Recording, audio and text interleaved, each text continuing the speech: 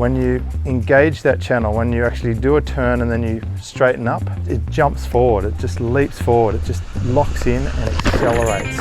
Very impressive board from Mitch Surman. Today I'm going to show you my Dark Void 7.2 mid-length. Here she is. This is a very special board. My first experience with this board was in the smaller size. I've also got a 6.6. This one is 7.2 and it's a twin fin, some pretty long channels. Interestingly, on the larger size that I have, it's got a slightly different bottom to the 6.6.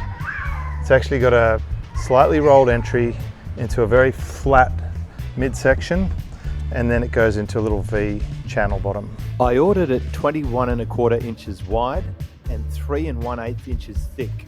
So it's about 52 litres in volume. Now I ordered this specifically for the Maldives. I wanted a board that would paddle particularly well, and it actually goes kind of like a performance mid-length, I'd describe this. It actually is very fast, obviously. It's fairly flat rocketed, so it gets into the wave really easily.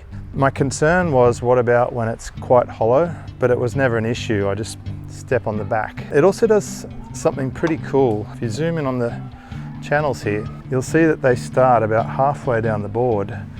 What I've found with this board is when you engage that channel, when you actually do a turn and then you straighten up, it jumps forward, it just leaps forward, it just locks in and accelerates. So I had some fantastic rides on this, and I'm actually going to leave it here in the Philippines, which is where we're recording today, because I think it actually is perfectly suited as a travel board. You can paddle into any wave from 1 foot through to 7 or 8 feet. I've ridden this at granites at Noosa. I've ridden it in all sorts of conditions in the Maldives, and it grovels. You can ride it in 1 foot.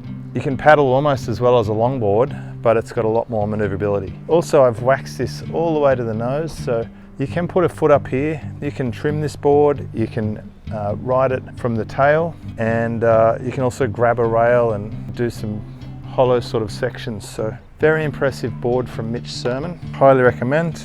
You can find these guys in Maroochydore. They have a nice coffee shop as well, but a terrific shaper. This thing is glass to last. You can see that opaque tint there. Fairly heavy, but extremely solid. And of course, I prefer Futures boxes. Now, you may be wondering what fins I like in this board. I'm going to show you now. I've tried a bunch of fins in this board. Short answer is it works with just about any fin. It's actually really good with the Jim Banks hooker. So it turns well, it's got good glide. These are great fins from Jim Banks. They work particularly well in round tail pins. Other fins that I tried some of these Michael February fins. They're really big fins, and it still handles it. It's like a grunty V8, lots and lots of drive, but it doesn't turn as well with those. A great all-rounder fin is the Chris Christensen half keel. These things are my favorite fins. They work in just about any board, but these are the honeycomb ones, and they're light. They're set a little further forward than some of the other fins, so the board turns well, but it also has a lot of drive. And when the waves were a bit bigger, the set that really impressed me was this NVS. It's called an ONO. It's just set slightly further back. It's actually just a little bit less surface area than the Christensen half keel. This is a thinner keel, so it's quite bladey, but this is an excellent fin, highly recommend. So any of these half keels work the best in a board of 7.2 like that. Dark Void, mid-length, highly recommend.